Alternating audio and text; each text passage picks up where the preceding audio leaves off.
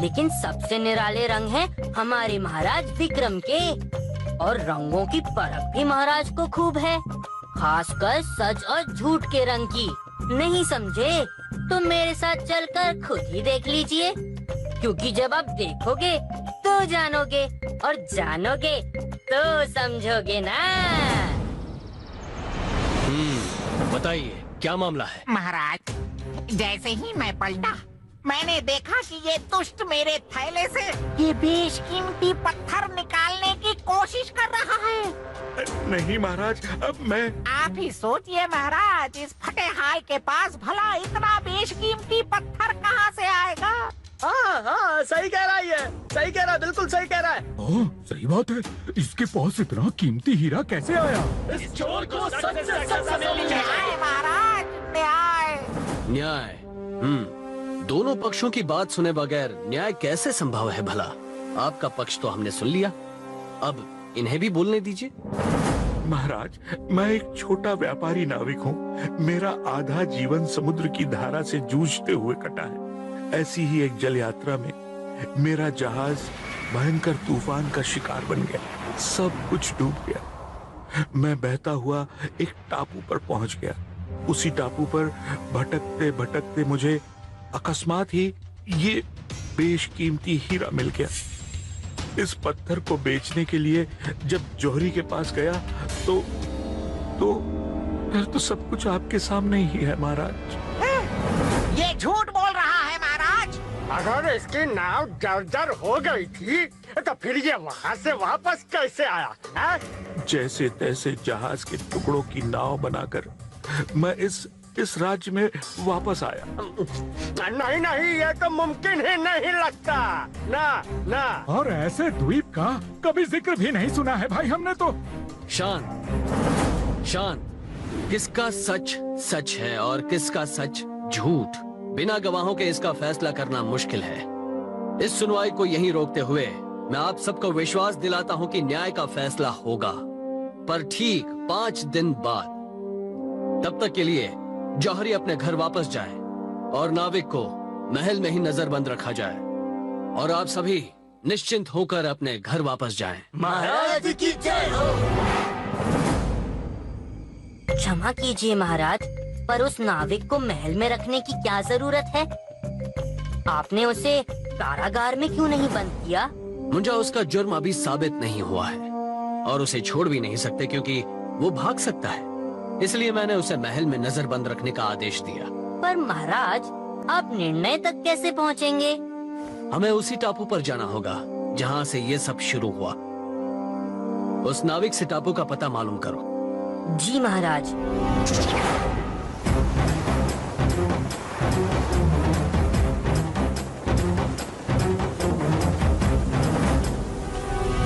यहाँ तो दूर दूर तक सिर्फ बड़े बड़े पत्थर ही दिखाई दे रहे हैं।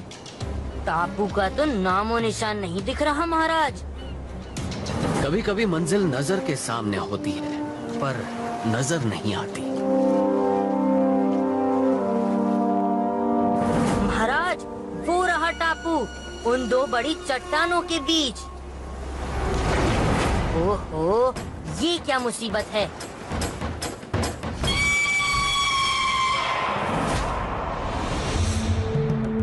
ये क्या कर रहे हो तुम?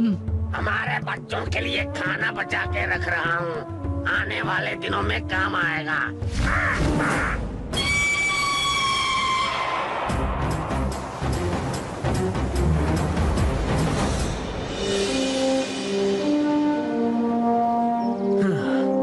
इसको वापस समंदर में खींचना काफी मुश्किल होगा मुंजा। मुंजा? महाराज, यहाँ।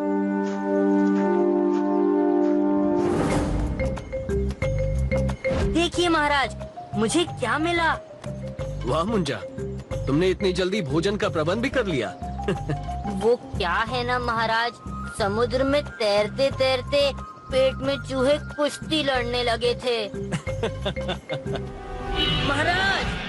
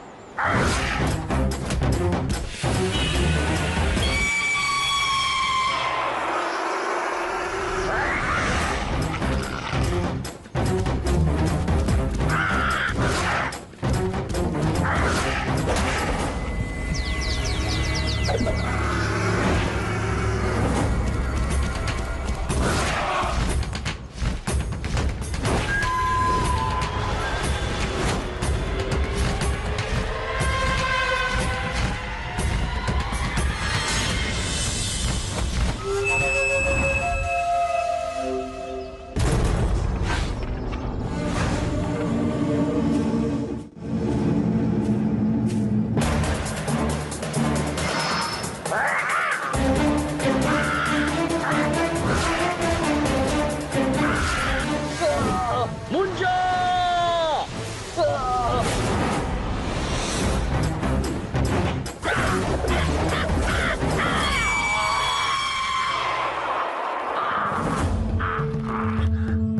कौन हो तुम? ये सवाल तुम मुझे पूछना चाहिए। कौन हो तुम और यहाँ क्यों आए हो? ये राजा विक्रमादित्य हैं। और मैं यहाँ किसी को क्षति पहुँचाने नहीं आया। मैं तो बस एक प्रश्न का उत्तर तलाश करने आया हूँ।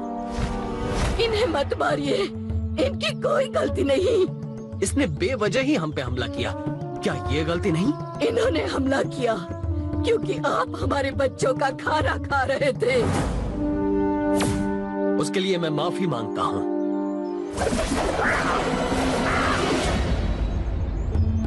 लेकिन आप यहाँ किस प्रश्न का उत्तर ढूंढने आए हैं? वो पत्थर आपको कहाँ से मिला? वो पत्थर तो हमें उस गुफा में मिला था। वहाँ आपको ऐसे कई सारे पत्थर मिलेंगे।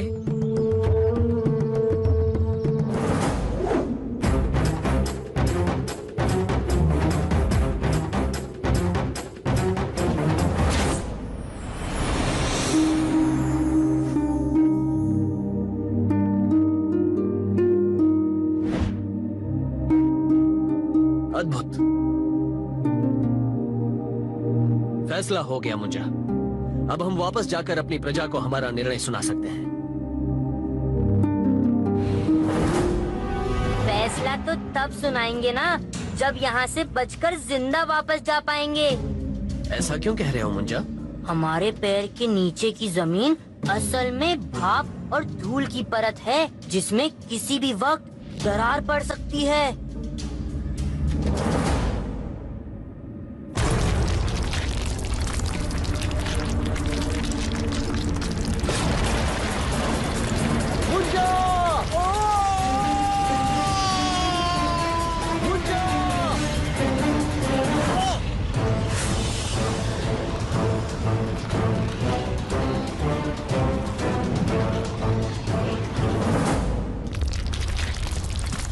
मुंजा, तोड़ दो इस चट्टान को।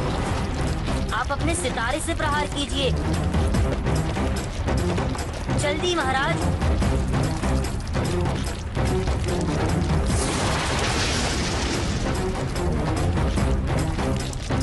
इससे पहले कि हम इस गुफा में फंस जाएं, हमें यहाँ से निकल जाना चाहिए।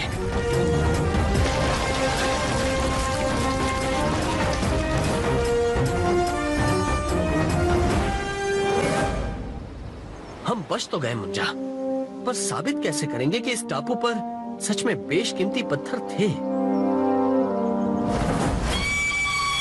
महाराज, इसे ले जाइए। पर ये इंसानों के लिए ये बेशकीमती होगा महाराज, पर हमारे लिए जैसे ये पेड़ पौधे और पहाड़ है, वैसे ही ये पत्थर है।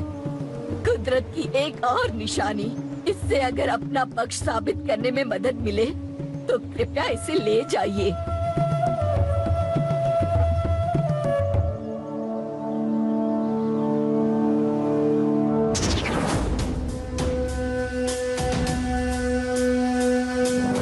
खेल तो तुमने अच्छा रचाया था जौहरी, पर तुम ये भूल गए कि ये महाराज विक्रमादित्य की नगरी है और यहाँ अन्याय के लिए कोई जगह नहीं है। मंत्री जी, इस जौहरी को भारी दंड दिया जाए और इस बहादुर नाविक को इनाम के तौर पर एक सोने से भरी थैली दी जाए, और हाँ, वो दूसरा हीरा भी। महाराज विक्रमादित्य की जय हो। दोस्तों, सच को चाहे जितनी भी गहराई में छुपा लो, वो आखिर में ऊपर ही आ जाता है। इसलिए हमेशा सच का साथ दो और झूठ की लालच से बचो।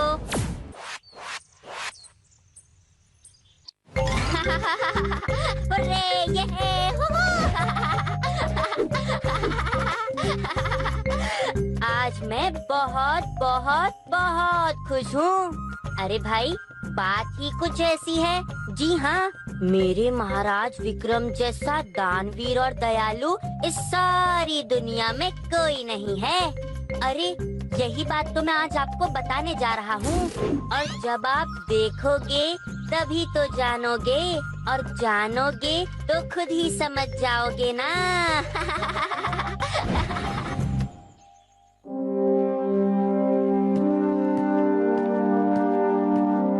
बाबा, ये लीजिए अपनी बेटी की शादी के लिए।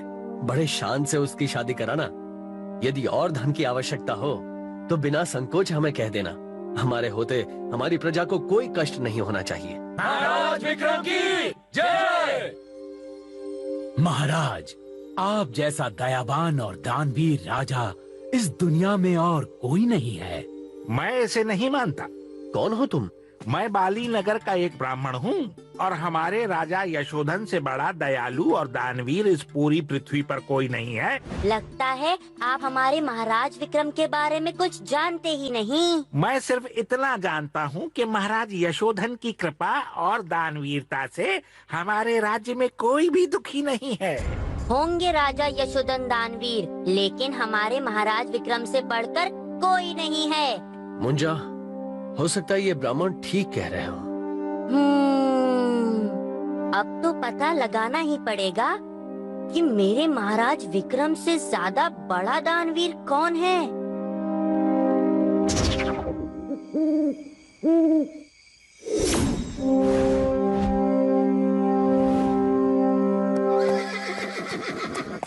कहीं यही बाली नगर के राजा यशोधन तो नहीं?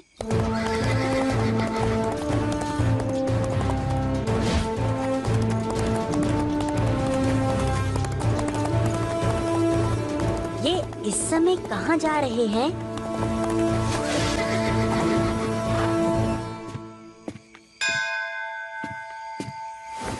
ओम धन लक्ष्मी नमः। ओम धन लक्ष्मी नमः। ओम धन लक्ष्मी नमः। ओम धन लक्ष्मी नमः। राजा यशोधन, ओम धन आंखें लक्ष्मी खोलो। नमः। ये लो राजन, इनसे तुम अपनी प्रजा के दुख दूर कर देना।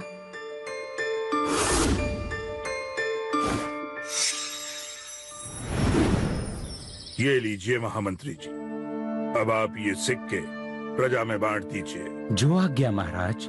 ओ, ये राजा तो सच में बहुत ही दानवीर और दयालु हैं। राजा यशोधन के बारे में जो भी कुछ उस ब्राह्मण ने कहा वो सच निकला। हाँ महाराज, मुझे भी बहुत आश्चर्य हुआ। मुझे खुशी हो रही है कि ऐसा महान और दानवीर राजा हमारा पड़ोसी है। मुंजा, हम राजा यशोधन से मिलकर उन्हें बधाई देना चाहते हैं। आपने बिल्कुल सही कहा महाराज, हमें अवश्य मिलना चाहिए।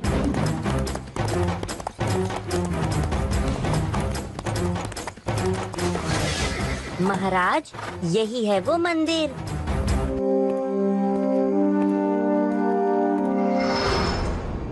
लेकिन मुंजा, वो मूर्ति कहाँ है? परसों रात को तो मैंने यहीं पे देखी थी। कौन हो तुम लोग? महाराज, यही है राजा यशोधन। हे भगवान, देवी की मूर्ति कहाँ गई? वही तो हम भी जानना चाहते हैं। देवी की मूर्ति चुराकर भोले बनते हो, तुम्हें इसकी सजा जरूर मिलेगी।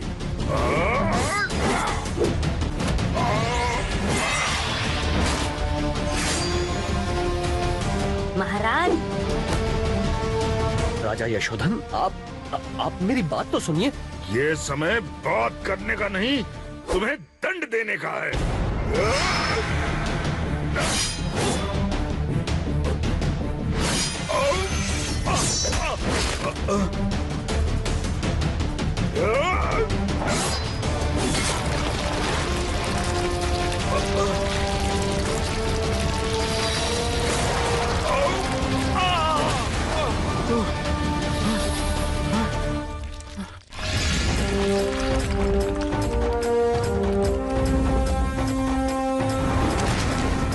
तुमने मेरी रक्षा की।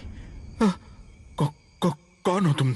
मैं राजा विक्रम हूँ और ये है मुंजा, मुझसा नहीं कोई दूजा। क्या? महाराज विक्रम? ओह, महाराज विक्रम, मुझे क्षमा कीजिएगा। मैं आपको पहचान नहीं पाया। आपकी इसमें कोई गलती नहीं है। ये तो सब देवी की चोरी हुई मूर्ति के कारण हुआ है। लेकिन लेकिन देवी की मूर्ति चुराई किसने? ये तो अभी पता चल जाएगा।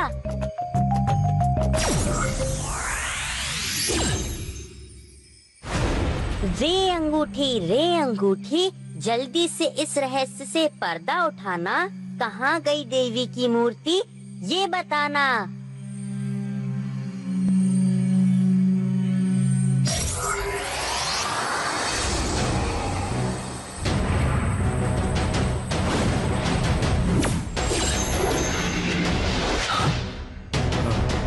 हमें किसी भी कीमत पर देवी की मूर्ति को छुड़ाना ही होगा, नहीं तो अनर्थ हो जाएगा। फिर एक दुष्ट जादूगर से सामना, लगता है इसे भी सबक सिखाना पड़ेगा। मुंजा, हमें अभी उस जादूगर के पास चलना होगा। जो आज्ञा महाराज।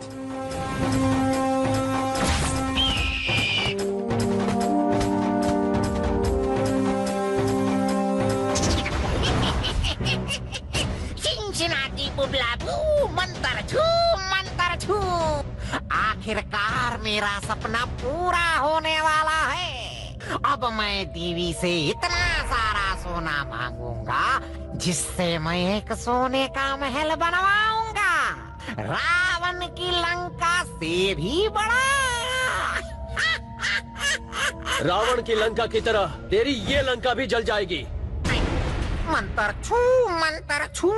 तूने देवी की मूर्ति चुराकर बहुत बड़ा पाप किया है और तुझे इसकी सजा मिलेगी जादूगर। बहुत बोल चुके तुम लोग, आज तुम लोग नहीं बचोगे। मंतर छू, मंतर छू, चिंचिनाती बुबलाबू।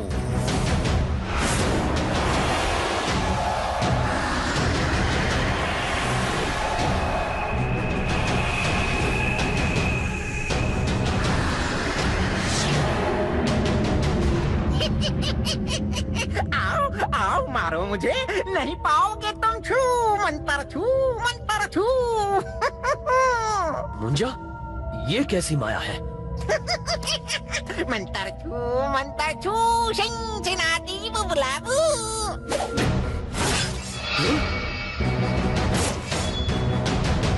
कहाँ देख रहा है तू? मंतर छू, चिंचिनाती बुबलाबू।